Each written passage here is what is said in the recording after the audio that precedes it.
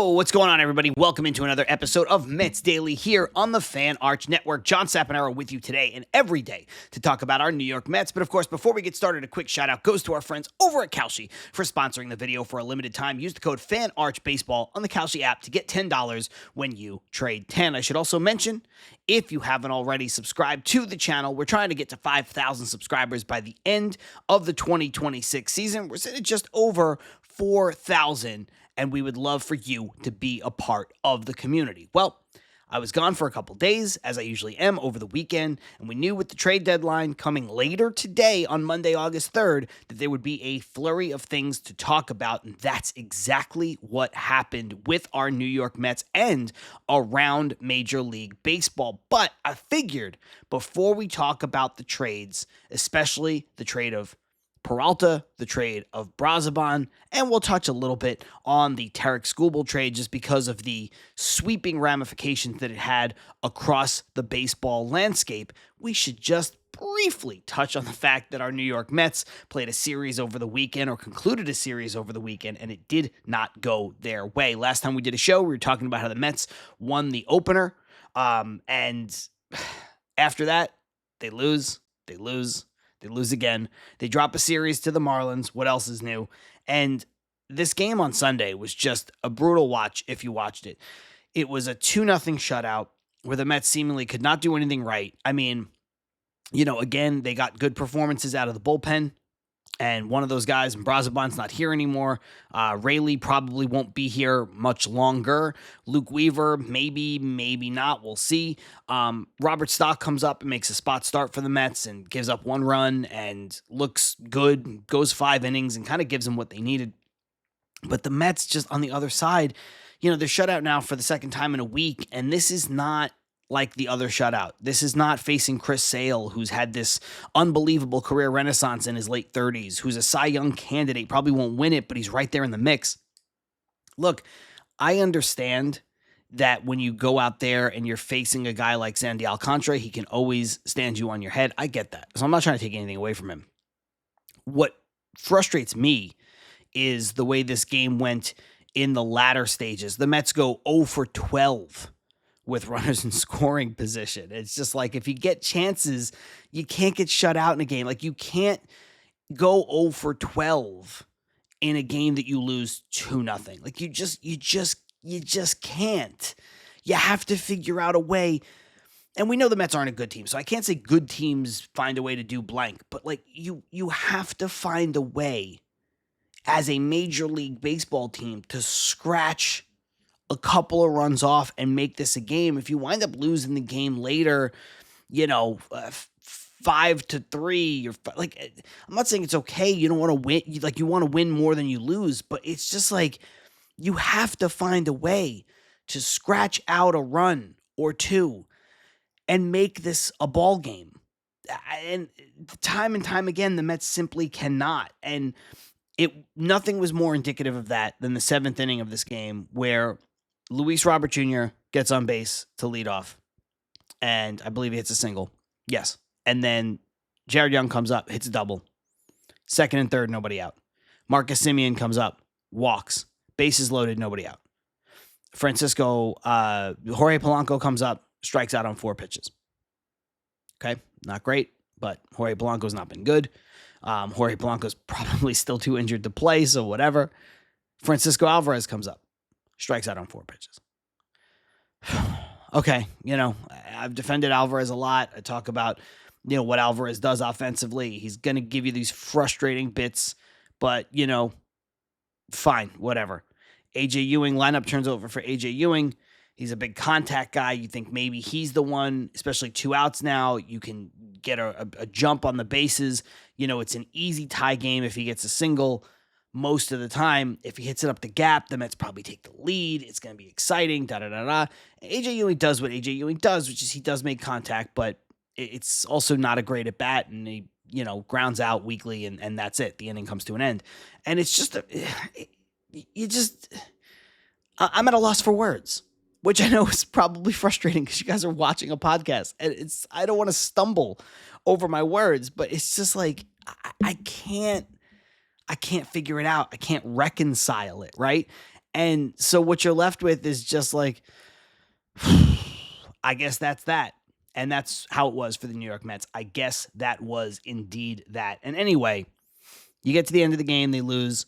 The Mets are now tied for a season low here in 2026, 19 games below 500. And look, at some point after the trade deadline, the Mets might call up some players who now have things to prove, or at the very least have nothing to lose. And that might galvanize them and that might give them a little burst. But the Mets are a season low 19 games under 500.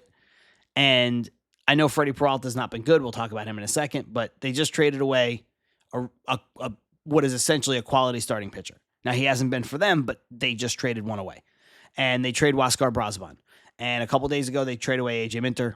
And they're going to trade Brooks Raley. And they're going to trade Clay Holmes. And they're probably going to trade Luke Weaver. Like, whatever. Like, the Mets are not going to get better in the short term. And I know a lot of us don't care about that, or at least a lot of you guys. But they're 19 games under, and they're about to gut the rest of their roster. And at some point, I think somebody's going to come up again and like provide a little bit of a spark, whether that's, Jack Wenninger or whatever. Zach Thornton's already done it, but they're not going to get better. That's the crazy part, like not markedly. And, they might, as I have something on my microphone, there we go. They might go on a little bit of a run when all these kids come up and they just start playing with their hair on fire and they got nothing left to lose. But without Juan Soto, with the offense the way it is, after they gut their roster later on today, 6 p.m. East Coast time, I believe, is the actual deadline, it ain't going to get better. And they're just about 20 games under 500. So good luck with all of that. Anyway, we don't need to talk about the Mets games anymore. Let's talk about the two trades that the Mets made over the weekend. Up first, we'll talk about Freddie Peralta. Freddie Peralta goes to the Tampa Bay Rays for 3 prospects. Now, look, you guys know on this show, I've mentioned it before, I'm not a massive prospect guy.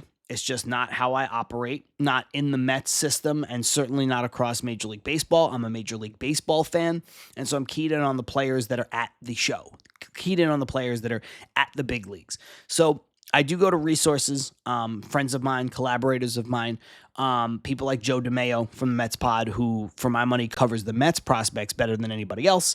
And of course, you go to the reliable sources on the beat and stuff, and people who know have connections nationwide. But the Mets get 3 prospects back: an outfielder, a second baseman, and a right-handed pitcher. For Freddie Peralta, it's outfielder Aiden Smith, who's in high A. He's the number 15 prospect in the Rays system. And keep in mind, the Rays system is good, very good. So the number 15 prospect in the Rays might be higher for the Mets, whatever the case may be. They get a right-handed pitcher who's from New Rochelle, Gary Gill Hill. He's the number 26 prospect in the Rays system. And they get a second baseman who I believe it's Emilian Petrie. I don't know if I'm saying the first name right. Emilian Petrie from Montreal. So he's French-Canadian. If you couldn't tell by the name, he's the number 27 prospect in the Rays system. So like I said, you go to the folks that that you can trust. So if you look at Aiden Smith, who's in high A, like I mentioned, Joe DeMeo says that he's got above average power. He can run, play a true center fielder, but he hasn't made enough consistent contact already at high A. So, this is a guy who's got some pop, a lot of pop, and he's a guy who's a younger player, obviously in high A, but he's not a person right now that you're going to look at as this, can't miss top 100 prospect kind of guy. He's a guy who at one point was a fast riser, took a little bit of a hit because of his inability to make consistent contact, and now is repeating high A. So he's back there for a second time. But with tools like this, if you trust your player development the way the Mets seem to trust their player development, and you guys might scoff at that, but just objectively the Mets do, they have to. This is a player that you hope that you can kind of get something from or get something out of. And, we'll see. If that winds up being the case or not. It's an interesting spot where it seems like the Mets, from the Minter deal to the Peralta deal to the Brazoban deal that we'll get to in a little bit, the Mets are trying to identify players who do at least one specific thing well, and then they'll see if they can grow out the rest of their game, or they'll see if they can really lock in and maximize that tool. We saw it with the Minter trade with a guy like Billy Amick, where he's got a ton of pop. He can't really play defense. He's a corner guy that's right-handed, and because he's a bad defender, that probably means first base, which you don't love. And he strikes out a ton, but when he makes contact, he hits the ball a long way. We talked about it on the show last week. He's got 23 home runs in the minors, and when the Mets acquired him, he already became the leading home run hitter in the Mets system, surpassing Ryan Clifford by 1 home run. So, that's a guy who knows what that guy's actually going to be. Who knows if he can, he whiffs a lot at the minor league level. Who knows what he'd ever do at the major league level. But they have a guy with one identifiable tool that they can either try to maximize on that tool, or maybe they try to build out a little bit of what that guy does better around him as far as the other tools. Can you get him to make a little bit more contact? Can you get his walk rate up, whatever the case may be? So I wouldn't say Aiden Smith is the same kind of guy because, again, according to Joe, true center fielder. So Billy Amick is more of a guy who's just going to be a bat. If you can play center field and you can run and you can hit for power, that's going to be sexy, but we'll see. For Gary Gill-Hill, he's got good command and control, according to Joe, 95-96, wide array of pitches. He's only 21, he's pitching at AA already, so that's young for the level.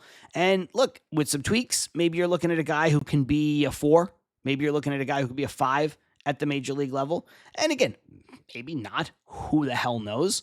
But I think that, again, the Mets banking on some upside there, and I think I mentioned before, from New Rochelle. And so, you get a local-ish kid, with some good stuff. And then that brings me to Petrie. Now, Petrie is the 27th prospect. He's sitting in AA as well. And I think I heard somebody say this on Twitter, I believe, I'm not sure, that the Mets essentially got back what could be a better version of Jet Williams, who they traded, ironically enough, in the Freddie Peralta deal. He's just this guy who makes contact, and he doesn't chase out of the zone, and he doesn't miss pitches. So he just profiles as a dude who can hit. Now, he doesn't hit the ball in the air a ton, but that's something that maybe we talk about tweaks the Mets could make. Maybe that's something that the Mets can tweak. Maybe that's something the Mets can find out, right? Maybe that's something the Mets can fix at this point, especially with a young player. But he's got a 92% zone contact rate, which is absolutely great. He's got a 10% K rate, 18% walk rate. So like I said, doesn't chase, doesn't whiff, doesn't expand the zone. Is just a guy who seems to have a lot of command of how to put the ball in play consistently. And you do like that as a ball player. You don't love the 53.8 ground ball percentage, which is what I said before. He's going to hit the ball on the ground a lot, but hopefully that's a tweak that you can make. And he's listed as a second baseman. I don't know if he can play anywhere else around the diamond. But again, the Mets need a little bit of help at second base right now in the minors. So it seems like this was a bit of a quantity over quality deal for Freddie Peralta. But again, this is a guy who the Mets are they're giving up a guy who's a rental. Tampa's taking on all of the money, which isn't a ton. It's like $2.5 million. But the Mets are giving up this player who was not good for them, who was pitching to an ERA of 5. The Rays are taking him on for 2 months, and you're getting 3 prospects back. So you want to talk about quantity over quality, and that's probably true. But again, this is a player who was bad for you, who has had a bad season, and the Tampa Bay Rays gave you 3 players for him. So I'm not going to sit here. I don't feel that I'm qualified to do it, quite frankly, but I'm not going to sit here and dump on the return when a lot of people, which we knew the Mets were going to get something, but it felt as though the Mets weren't going to be able to get anything for this player. So the fact that they were able to get something, and not just something, but 3 somethings, and some prospects that have some legit upside, and I think all 3 of these guys do. You look at Petrie and the ground ball rate is a little alarming, but if he does that other stuff well, if he does the contact and he does the put the ball in play and I'm not going to swing at bad pitches, that's, again, those are tools that you can elevate. If you look at Gil Hill and you look at where the fastball is and you look at the pitch repertoire, again, if he ever becomes a 4 or 5 starter even in the major leagues, that's huge value for Freddie Peralta, who you were not going to bring back. And again, Aiden Smith, he's got some warts. Repeating high A is not good, but you're getting a toolsy player with a ton of control for a guy who you were never going to keep. And that's the thing you have to keep in perspective at this trade deadline, whether it's Minter, whether it's Peralta, whether it's Brazoban, who we'll talk about in a couple minutes, or whether it's a guy who hasn't been traded yet. I think the Mets can do better on Luke Weaver, and I think that's why he's still on the team. I think there's going to be a little bit of a push for Weaver. I think the Mets are trying to get the absolute best they can, and the same thing for Clay Holmes. I think the Mets have two kind of jewels right now, and it's Clay Holmes and it's Luke Weaver. And maybe the best thing to do, and other people have said this, Ryan Finkelstein has said it, James Shiano has said it, Giraffe Mark has said it, and I agree with this. Maybe the play here is, in this final day, you try to package Clay Holmes and Luke Weaver, because most teams looking for starters are also looking for relievers, and you try to get back not just one piece, but you try to get back one piece that's legit, one piece that's like a top 100, maybe in the top 50 around Major League Baseball, and then you can get a second piece that's a lotto ticket, or even two pieces that are lottery tickets, whatever. But maybe you get this one jewel of the trade deadline. If they do that, if they're able to execute that, I think it'll go down as a really positive deadline. I think fans are going to feel very overwhelmed if they don't walk away with at least one top 100 prospect, regardless of how realistic or unrealistic that might be. I just think that's going to be what the sentiment is. But, when you're a seller at the deadline, you make your bed, you got to sleep in it. Meanwhile, baseball season is here, and now you can trade every game on Kalshi, and you know what I do. I sit down for this show, I head on over to the Kalshi app, I look at where you can find some good value, some interesting value, some fun value before I hit record. And today, since the Mets are off on a Monday on the trade deadline, I wanted to see what the LA Dodgers value was for them to win a World Series now that they've acquired Tarik Skubal. And as you can imagine, the number has gone up a bit, so the value is not as good as it was before, but it's still trading at 41.2%, which is 41.2 cents a share. Now look, that means $100 will get you $232. Now, futures are tough to predict. You've got to wait another couple months. The Dodgers would be winning their third World Series in a row. Getting Tarik Skubal, while obviously going to help them tremendously, it doesn't guarantee them anything.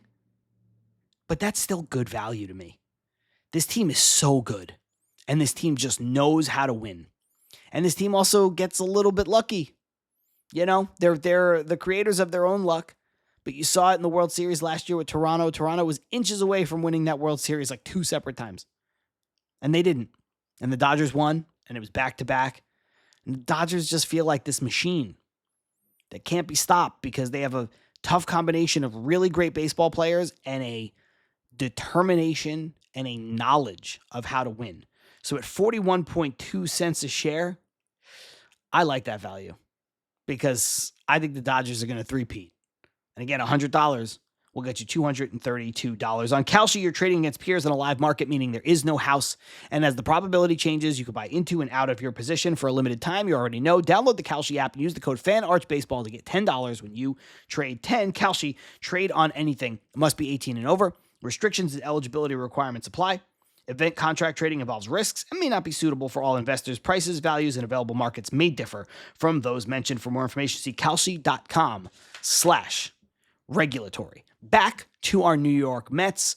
The Mets do send Huascar Brazoban late last night to the Chicago White Sox, so he heads to the south side, and they get back 2 prospects. They get right-handed pitcher Gabe Davis and right-handed pitcher Zach Franklin. Davis is in Double-A. He's the number 18 prospect in the Chicago system, and Zach Franklin's in Triple-A, and he is currently unranked in their system. Now, again, these rankings, these numbers, we take them with a grain of salt, guys. Guys come out of nowhere.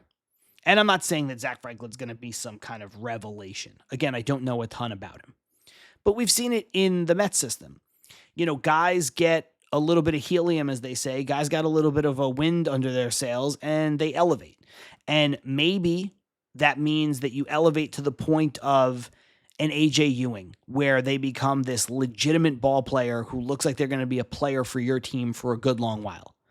Maybe they're a Drew Gilbert, who gets a little bit of pop for the way that he plays, and the Mets are able to flip Gilbert with Jose Butto and Blade Tidwell and get a piece in Rogers that they really needed last season. So, that's the point of prospects. So with a guy like Zach Franklin, who honestly, he's in AAA right now, might find himself in the Mets major league bullpen by the end of the season, especially if they trade, Weaver and Rayleigh, and he's just a guy who might get a look in like September or whatever the case may be. But you just never know. You never know with these prospects. Prospects are lottery tickets. We call them that for a reason. There's something around 80% of prospects don't even make the major leagues. You have to remember that. And I don't want to say that to be like a downer on what's going on with the New York Mets at this deadline. But again, you just have to take it all in perspective, because who knows what's going to happen? Who knows where these guys are going to turn out? Now, the other guy, Gabe Davis, he's in Double-A, like I said, number 18 prospect in the Chicago White Sox system. And I think he's the more intriguing guy of the two, at least for me. First of all, he's 6'9", and he throws about 100 miles an hour. So when you start to do that, you're like, okay, well, that guy might have some stuff that plays. He was converted, I believe, from a college reliever to a starting pitcher in the minors, and I don't know that he's a starting pitcher. He looks like a reliever. Again, you tell me, if you just dropped me on this planet and you said 6'9", throws 100 miles an hour, I'd be like, oh, that guy's like a closer, right? Like, there's no way that dude is going, 7 innings or even, 5 innings. It just doesn't strike me as a guy who can like repeat that over and over and over again. So, probably a relief pitcher, which is fine. Interesting tidbit here is that he was a teammate of Carson Bench and Nolan McLean in Oklahoma. So Mets seem to love pulling from that particular school. And hey, why not? It's worked out great with McLean. It's worked out great with Bench. I don't know if Gabe Davis is going to be any good, but you could certainly do worse than having your starting right fielder, what could be your ace, and then maybe, I don't know, a 7th or an 8th inning guy, if not a closer, come out of this same school and out of this same talent pool. So we'll see what happens. But look, I think the controversy here with Brazoban is going to be people saying, well, the Mets didn't get enough for Huascar Brazoban because he has 3 years of team control left and he's cheap. And that may very well be true, and it is. But the problem with that is that Brazoban's also 37 years old. So he was a late bloomer, and he's not going to be a free agent for the first time until he's basically 40. And look, is his stuff good? Yes. Does his stuff show any signs of regression? No. Can some guys just freakishly throw, 97 miles an hour until they're in their 40s? Yeah, it could happen.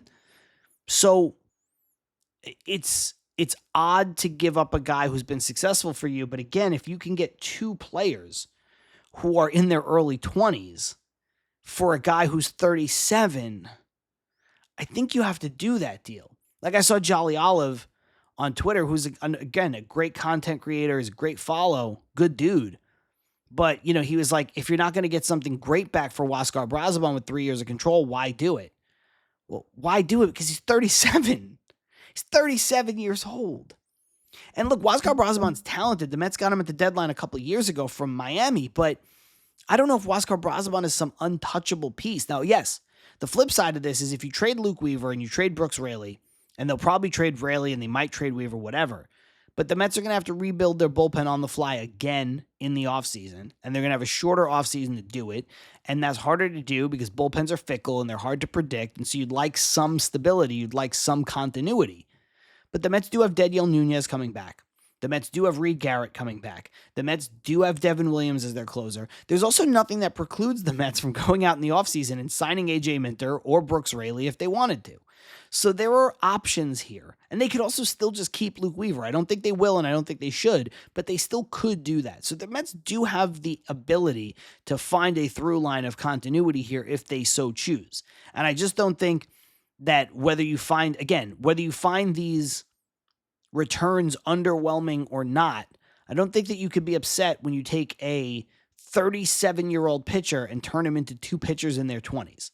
When you weren't going to win this year, Brazoban has not always been good. This is a guy who got sent down a bunch last season. So yeah, he was great. He was great in the World Baseball Classic for DR. He was great for the Mets this season, but I don't know. I don't what could you expect to get back from him? And even if you did deal him, just take into perspective he's 37 years old. So right now, the Mets have added 7 players. They got 3 for Peralta, they got 2 for Brazoban, they got 2 for Minter. And like I said, it's more of a quantity over quality approach. They're identifying one tool, it seems, that they can maximize or they can build around in all of these players that they have received back so far. I think this would be a real win, and I said it before, if they can package Luke Weaver with Clay Holmes and get a top 100 prospect plus. Or, and again, because I'm not in these conversations, maybe a team gets desperate for one guy or the other, and you trade them in separate deals, and you wind up getting 2 top 100 prospects, one for Holmes, one for Weaver. I think that's less likely. I do. But maybe splitting them up is something that works. Maybe you get 2 guys who are not top 100 prospects yet, but 2 guys who will be top 100 prospects after people redo their lists. After the deadline, maybe there'll be 2 guys who are top 100 prospects by the time the end of the season comes around. And again, all these publications start to redo their list. We'll see. But that brings us to our final topic, which has nothing to do with the Mets in a sense. But Tarik Skubal obviously gets traded to the Dodgers. And I had him picked out to maybe go to Tampa, maybe go to Milwaukee. I thought one of those places would really pony up and start to play with the big boys, and they did not. So it's chalk. He goes to the Dodgers for Zaire Hope, River Ryan, Brady Smith, whatever. Keep in mind that the Los Angeles Dodgers not only have a ton of money, but the Los Angeles Dodgers crush it in terms of player development. They have a great farm system. They have all the money and they have all the prospects. And one of the critiques that I've heard over the weekend is that the Dodgers are ruining baseball. The Dodgers are just like the Yankees were in the 2000s, and their farm system's not actually that good. It's all just reputation. Whatever. I told you before, 80% of prospects don't make it. I told you before, you don't know what you're getting with any of these guys. So when people say things like that, it's like, it's true, but it's also not true. And it matters, but it also doesn't matter because perception is reality when you're talking about dealing for prospects. And if you're viewed as a great team with a great pipeline, well, people are going to want to pull from that pipeline. And look, the Dodgers getting Skubal feels like the rich getting richer. And in a sense, it is. They're going for 3 World Series in a row. We understand this run of dominance that they've been on. We understand that they have this unbelievable advantage financially. I get all of that. That is very, very, very true. But when you look at it on paper, the Dodgers getting Tarik Skubal makes sense. Shohei Ohtani is not going to pitch for probably the rest of the season. We'll see what he does in the playoffs. I don't know. But Shohei Ohtani is basically being relegated right now to being just a DH. Blake Snell and Tyler Glasnow are slated to come back soon, but they're not back yet, and they're hurt all the time. Yoshinobu Yamamoto is terrific. Hiroki Sasaki has been great, but he's had his issues since coming to America and coming to the major leagues. So you could sit there and you could say the Dodgers needed a starting pitcher to help solidify their rotation. Now, did the Dodgers need Tarik Skubal? Well, no, they have Yamamoto. So the Dodgers could have easily gone out and got Luis Castillo or Clay Holmes or Freddie Peralta or one of these other, Kevin Gossman, one of these other guys that have been traded at the deadline so far. However, they're the Dodgers and they don't have to do that. The Dodgers do what most fans hope that their team would do, which is go get the best friggin' guy they can get, period, full stop, every single time. We'll go get Manny Machado. We'll go get Trey Turner. We'll go get Max Scherzer. We'll go get Tarek Skubal. We'll go get this guy. We'll go get that guy. They're just going to do it. And I've said on this show before, for the Mets, I'd rather the Mets go all in on talent like they did with Juan Soto, like they did when they tried to go get Yamamoto. Now, I know those are both signings, but that's my point. Go all in on the best talent and get them. And I don't subscribe to this thing that the Dodgers are ruining baseball. It's a bunch of fans that are upset that their teams owned by billionaires, because everybody that owns a franchise is a billionaire. They're frustrated that their team won't compete, has no interest in competing. And they take it out on the Dodgers. And if you don't believe me, you tell me, John, I'm ridiculous, and this team can't compete with the Dodgers financially, and that team, and small markets do exist. Small markets do exist. People say to me all the time when I rail against the salary cap and I rail against the Dodgers ruining baseball, people say, well, what do you expect? This guy to lose a bunch of money trying to compete with the Dodgers? You expect the guy who owns the Pittsburgh Pirates to operate at a loss? My answer is always the same. It's not what I expect. I don't care. I did not force this billionaire to buy a baseball franchise. Billionaire baseball owners are going to tell you that it's a bad investment. They've said that. That's not true. A baseball team, a sports franchise, is never a bad investment. It is an investment that continues to appreciate year over year over year. They never go down in value. They only increase in value every single year. How is that a bad investment? The problem is they come with a responsibility, or at least they should, to winning. They come with a responsibility, if not to winning, to competition, to try. And in baseball, there's no incentive for these owners to try. And again, when I say that, people tell me, well, Pittsburgh doesn't try because they know they can't compete with the Dodgers. How do they know that?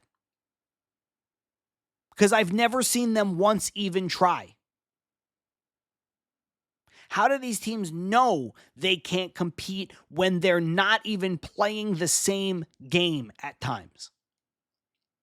And I don't want to turn this, because this is going to be a topic of conversation all offseason. When we get into the lockout, we're going to talk about this every damn day. This is just a precursor of that. So let me just use the two teams that I thought had a realistic chance of getting Tarek Skubal as my example, and then we'll get out of here. You look at the Milwaukee Brewers. They had, last season, the best record in Major League Baseball, better than the Dodgers. This year, they're fighting with the Dodgers back and forth for the best record in Major League Baseball. That would give them the number one seed, and obviously there's a legitimacy there where you're like, damn, that team's good. And the Milwaukee Brewers are good. They know how to play ball. But they know that they got to go through the Dodgers if they want to get to the World Series, and they need starting pitching. And what's a good way to get starting pitching and also go through the Dodgers? Go get Tarek Skubal for yourself. Don't let the Dodgers get Tarek Skubal. You go get Tarek Skubal.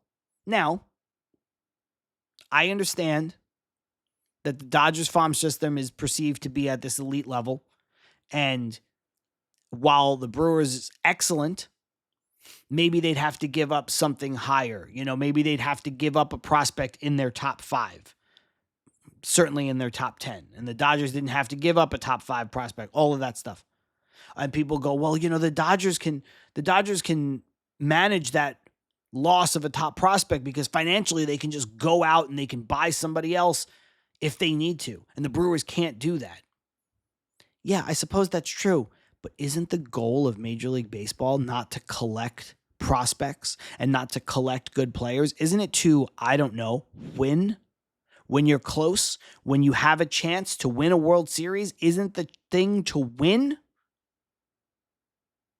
I know they didn't win the World Series, but what a run the Milwaukee Brewers had when they went out and they traded for CC Sabathia, and he went off.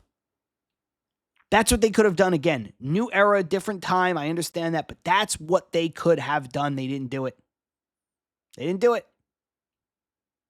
And for the Tampa Bay Rays, they're in a weak American League. The Yankees are decimated by injuries, which a lot of people thought the Yankees were going to walk to a World Series. Well, they're decimated by injury. Okay. They have a real chance with a boost to get to the World Series, and then they'd probably have to contend with the Dodgers, but they've got I don't want to say it's easy, but they've got a path to get there where they don't even have to go through a team like LA to get there. And they decide, no, same thing. Well, we can't give up our top prospects. My question then becomes, if not now, when? You got to know when to hold them, know when to fold them. You got to know when to push your chips into the middle. And if I'm the Milwaukee Brewers and I had the best record in baseball last year, and I'm the Milwaukee Brewers and I could have the best record in baseball again this year, and I think the Dodgers are going to get Tarek Skubal and I need a starting pitcher, I go get Tarek Skubal and I try to win a damn World Series. If I'm the Tampa Bay Rays and I've never won a World Series and I'm trying to see if this is the season where I can actually do it and I can add a starter the quality of Tarek Skubal to what is a really good starting rotation, and I can know that, hey, I might not have to go through the Yankees and whatever is in the AL Central and whatever's in the AL West, I could beat these teams. And if I have Tarek Skubal, there's a good chance I can beat them. And maybe, just maybe, I get to the World Series. Maybe the Dodgers are waiting for me. Maybe they're not. And I could beat that team too, because I've got this monster ace, and everything else I do in my organization is so well run and so buttoned down. And that's true of the Rays and it's true of the Brewers, that maybe, yeah, they've got the names, they've got the glitz, they've got the glamour, they're Hollywood, but maybe we could beat them. If not now, when? So before you tell me that the Los Angeles Dodgers are ruining baseball, I would just like to know what team you root for and why your team doesn't try. Because all I see is the Dodgers playing by the rules that's set up for everyone, and they're just doing it at every level better than everybody else because they want to win. And other teams, they'd like to win, but they don't really care if they do. And until we're honest about that, until the owners are honest about that, we're looking at a really, really, really brutal winter and pushed back start at the very least to the baseball season. And it's terrible because this sport is in a really good place. And the people who own the teams, the people who preside over it, are going to gatekeep it because they want to make more money and they want to suppress salaries. And that's all this is about. And don't let anybody tell you anything different. That's going to do it for this episode of Mets Daily. If you haven't already, subscribe to the channel. Again, sitting at just over 4,000. Trying to get to 5,000 subscribers by the end of the 2026 season. Until next time, I'm John Saponaro. See you tomorrow.